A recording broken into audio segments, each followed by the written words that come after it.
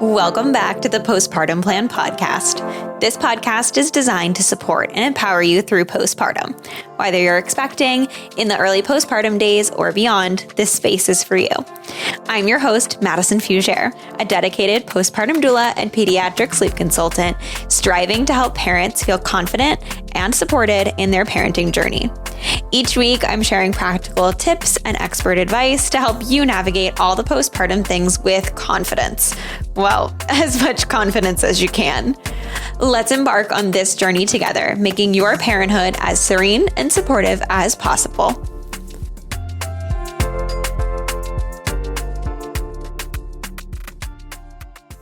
Alrighty, welcome back to the podcast. I wanted to start today's episode by putting a trigger warning out there. We're going to be talking about loss and miscarriage today, so I want to make sure that you guys are aware that this topic may be triggering for some of you that may have experienced this yourselves or have people around you that have experienced this. With that being said, feel free to take a step away, skip over parts of today's episode, or if you find yourself feeling triggered and are looking for resources, I'm going to be adding some in the show notes below, so you could check that out as well. I'm excited to have Shannon here with me today. Shannon is a full spectrum doula serving Cape Cod, the South Shore, Boston, and Rhode Island. She's passionate about helping families navigate pregnancy, postpartum, and all that entails. She started her company 8 years ago and couldn't imagine herself doing anything else. She now has a team of over 20 doulas and newborn care specialists, and she's constantly trying to better herself as a doula in the community and enjoys mentoring new doulas who are just starting out. Thanks so much, Shannon, for being here today. I'm super excited to chat with you. Thank you for having me.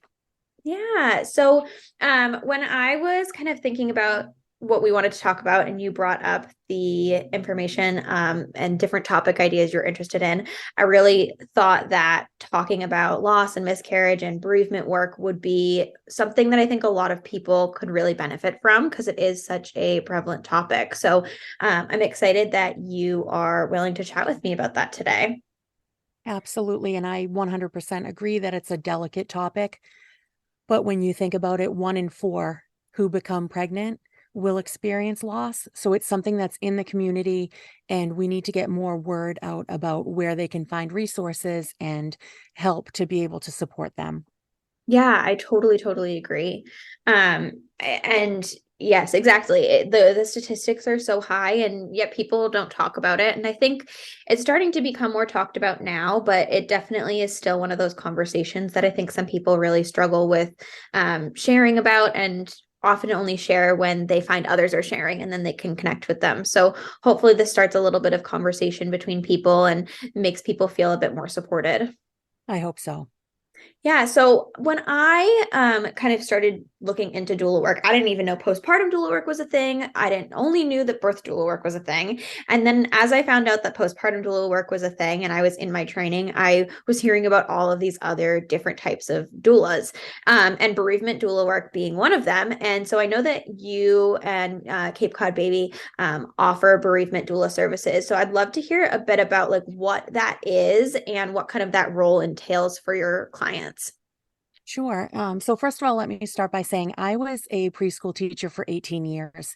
And so I've always been in the role of support for families and young children. And it's something that was very comfortable for me.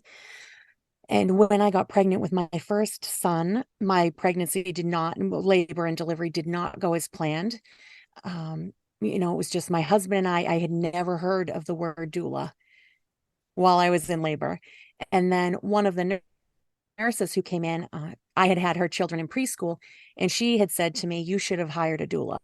And so my husband looked it up on his phone and read to me what it was. And I said, that is what I'm going to do, because nobody should feel lost and alone like we just did. So when my boys were young, I nannied, and I started dipping my toes into the doula world just to see where I belonged in that realm. And then I dove in head first when they were old enough, and I started with doing birth doula studies, and I loved everything about it. And soon after, I did postpartum, and then I found out that bereavement care was a thing after my husband and I actually had a loss. And we felt like we could talk to each other about it, But when we started to talk to other people, we noticed them getting sad or upset, and we didn't want to bring that on to other people. So we were alone trying to figure out how to process how we can grieve properly. And there just wasn't enough resources that were available. So when I found out that a bereavement doula, you know, was an actual career that people do, I took the course and I thought, I might not be able to do this. It might be too much for me because it really is the hardest part of my job, but also the most needed. Yeah. So what we do as bereavement doulas is we obviously will get the call last minute. It's not something that anybody ever plans for. Right. And bereavement work is a spectrum. So it can be people who are getting an abortion and it's not really a choice they want to make. It's a choice they have to make because of health reasons for either themselves or the baby. It can be somebody who's lost a partner or a family member who's now still in the grief process while they're pregnant, or it's people who have had infertility, loss of embryos, loss due to a miscarriage, and then stillbirth or infant loss. We have a range of things that we help people with. It can start by getting a phone call and meeting them at the hospital. And we are there to be able to experience what their birth looks like for them. It's very sacred to be asked to be in that space with somebody. You, as a birth doula, going into that space, it's special to be asked to be there. And this is a next level of that care that we offer. So we do everything for them that we would do for our typical clients. Also, we add to that, we get in touch with a chaplain if that's something that they want. We can set up, christening or baptism services.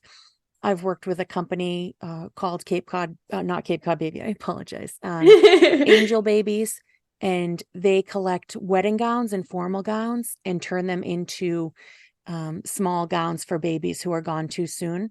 So we can Wow. bring kits to the hospital for them to be able to have so that your baby is buried properly. So that also entails if they would like us to get in touch with funeral homes and make arrangements for the body to be picked up at the hospital. We give them the time to be able to grieve at the hospital. The majority of hospitals do have a cooling cot that keeps the baby's body cool to protect their skin because it's so incredibly delicate that they have a little bit of extra time to be able to grieve while they are at the hospital. That's amazing. I didn't realize that there were so many different parts to the bereavement work. I obviously knew about the loss and the miscarriage side of things, but I it makes so much sense, but it didn't click for me that you would be working with families that are experiencing, loss outside of their pregnancies, but just experiencing it while they're pregnant, especially with partners and things like that, where it is obviously hitting so close to home. That makes a lot of sense. What does the kind of support for those types of situations look like? Is it a lot of virtual support where you're able to kind of help them talk through things, or are you doing in-person support? So during COVID, it was really difficult. And unfortunately, that was also the most bereavement clients that I've worked with because people were afraid to go to the hospital. Right. And so we really had an influx of bereavement clients during that time when it was really new. So early 2020 into 2021, we did a lot of virtual care for them. If they want us to be in person, that's something that we do. We also have to talk to them about navigating once they get home. So these families will go home and they have a full nursery set up and the mother's milk comes in. And you have all of these people who don't know about what happened reaching out saying, when is the baby going to be here? And feeling excitement, and the family just kind of being frozen, in their grief and not knowing what to do. So we oftentimes would put together a letter to go out to family and friends to explain to them what has happened and to ask them to give the family privacy and that they will reach out if they would need help or would like visitors to be able to come and visit. That's amazing. I've helped families have to take down nurseries and put away clothing that they have washed and had hung up in the closet. We have helped families plant trees in memories of their babies, which is amazing. Yeah. And also there are local, remembrances. October 15th is Loss Awareness Day. And so there are a lot of remembrances that go on, and you light a candle for the baby and their names are spoken. And that's something that we really try to drive home, is to say their name, because these families, sometimes people think that you're going to make them sad if you bring the baby up. And honestly, they think about their baby every second of every day.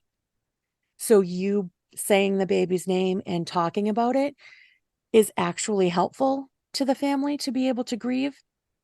And also they want other people to remember their baby. This was their baby, something that was so important to them. And we also talk about milestones that are going to happen that this family is going to have a really difficult time with. So due dates that come up, first birthdays, Mother's Day, Father's Day. Bereaved Mother's Day is the Sunday before traditional Mother's Day.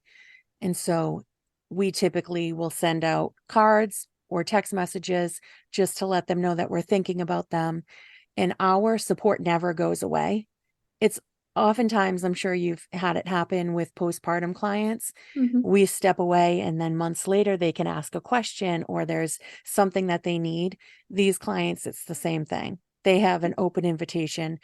The support never ends. That's amazing. And it really is, because I think you bring up such a good point that they're going to go home, and it's not just the at the hospital thing, if that's where this all ends up happening, and they come home and they have to be able to go through with those motions of the nursery and things like that.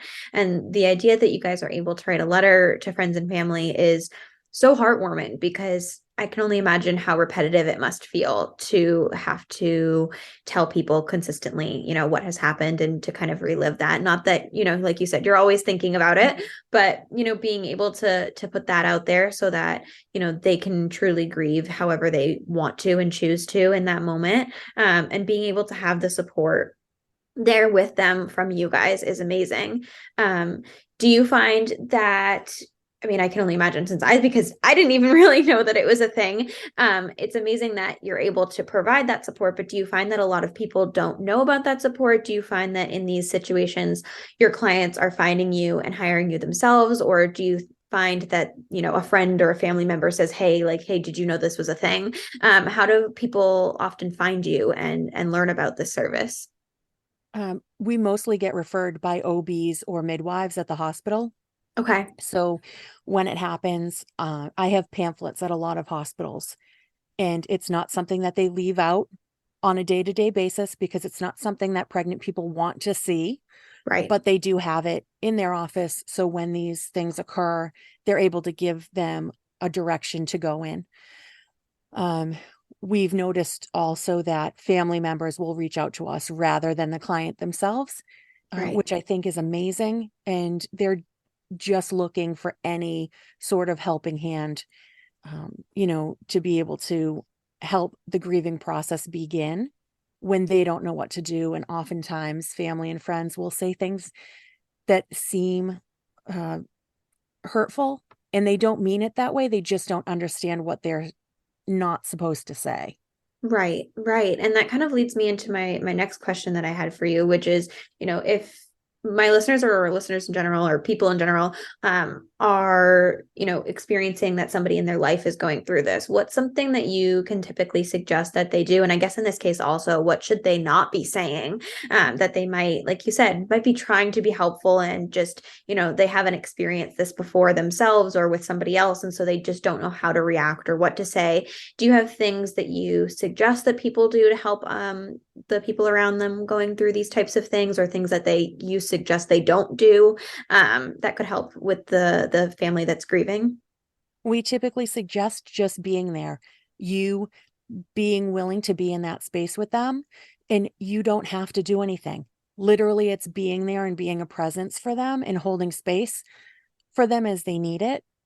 We suggest that you don't say things like, everything happens for a reason, or you're so young, you can have another baby, or this wasn't meant to be. Because as a parent who has lost a baby, I can tell you that none of those things are helpful.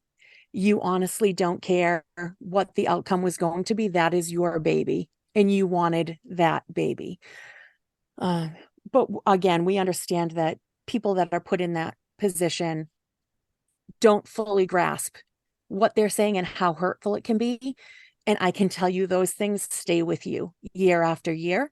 Um, so if you don't know what to say, you can literally just say, I'm here if you need anything. And I think that's something that's so hard for people in general, not just with this topic, but just as humans. It's so instinctive to try to fill the empty air.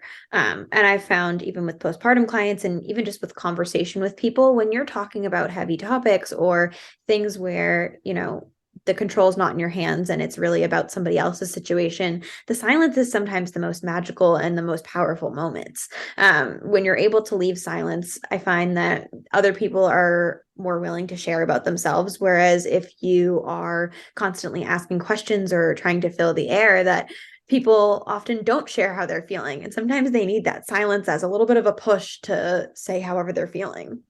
Right. Absolutely. And we know that as doulas, to be able to sit in silence with somebody and know that is all they need in that moment is, it's priceless.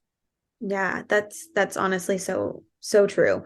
That's amazing to hear, and that those tips I think will really kind of stick with people when these situations do come up. So that's really amazing. Um, I would love to know if you have any resources or things like that for families that are going through this that you suggest to them. I know you mentioned the angel babies and how some doctors and OBs could obviously help them find resources. But are there any resources or places that you suggest or things that you suggest to people who are going through this kind of stuff? Yeah. So nationwide, if you are suffering a loss, you can look on stillbirthday.com and look up a list of doulas that are in your area. So if you or somebody has been going through this or it's happening currently, reach out to them, look on the website. You can find somebody and all of their information is right there. Also in our area, the Tears Foundation, and it's thetearsfoundation.org, has a Massachusetts chapter that's really helpful. On the South Shore, we have a place that's called Hope Floats Wellness and Healing. And they have an amazing group of individuals who not only cater to families of loss for pregnancy and newborns, they have support, men's group support, older children's group support, that they go through it too. And the way that they grieve is different. Everybody grieves differently. So it's such an amazing program that they have there that really caters to the whole family spectrum. There's facesofloss.com, babylosscomfort.com, emptyarmsbereavement.org. Postpartum Support International is postpartum.net, nationalshare.org, nowilaymedown-to-sleep.org. And Now I Lay Me Down to Sleep is an amazing company that offers somebody to come in and take photos for you, professional photos. Sometimes families don't want that done. Sometimes they say, I'll do it, but I don't know if I'm ever going to be able to look at them. And then we have supported families, 2 years after their loss, going over to their house and looking at those photos for the first time with them. So everybody grieves differently and the support they're going to need is different. So we really try to customize it to what's going to help each specific family. That's amazing. Yeah. And I've heard of some of those websites, but I'm excited to check out the other ones. And I'll be sure to put all of those links in the show notes if anybody who's listening wants to check them out for themselves or to save them to send along to a friend who might be going through something. So I would definitely, I'm excited to kind of look through those and add those to my resource list myself as well. I I don't have any other specific questions. Was there anything else that you typically talk about when you are sharing with this topic, or anything else that you wanted to share with the listeners about Cape Cod baby or bereavement work or loss or anything like that? Just, Cape Cod baby, we do full spectrum care. So it is everything from infertility, conception, through abortion, loss. We support birth, postpartum. We do placenta encapsulation and Benkung belly binding. And I also run a military wellness group on the Cape that is really opened up my eyes to the needs that they have that are different, a little bit different from everybody else, because the majority of them don't have family around. And so doing my wellness group with them has been amazing. But yeah, we want to be able to help everybody. And when I did my training, I started out thinking, like I said, it was just going to be birth. And then when I found out all of the different avenues that I could go, I wanted to learn everything. So no matter who is looking for help, we have the support for them. Yeah, and I will say that Shannon has an amazing team herself. And as she said, like, has so many different avenues of support. So if you're looking for anything, I'm sure that she can find, if she doesn't have it, I'm sure she'll find a way to add it to her list. Absolutely. Well, thank you so much for being here and for tackling this bit of a tough subject with me. I really appreciate it. And I hopefully look forward to chatting with you soon and maybe again on the podcast. Thank you for having me. And I really appreciate that you were willing to take this on, because I know it's not an easy subject to talk about. Yes. Thank you so much. Have a good one. Thank you. You too. Thank you so much for tuning into the Postpartum Plan podcast. I hope that today's episode brought you support, relatability, and valuable insight. Remember, you're not alone on this journey. If you enjoyed the show, please subscribe and leave a review and share with any of your prenatal and postpartum friends and family. Your feedback helps us reach more parents seeking support. And if you're looking for additional resources, please feel free to connect via Instagram at Serene Moments Doula for constant information, tips, and tricks, or check out my website, www.serenemomentsdoula.com. See you next week.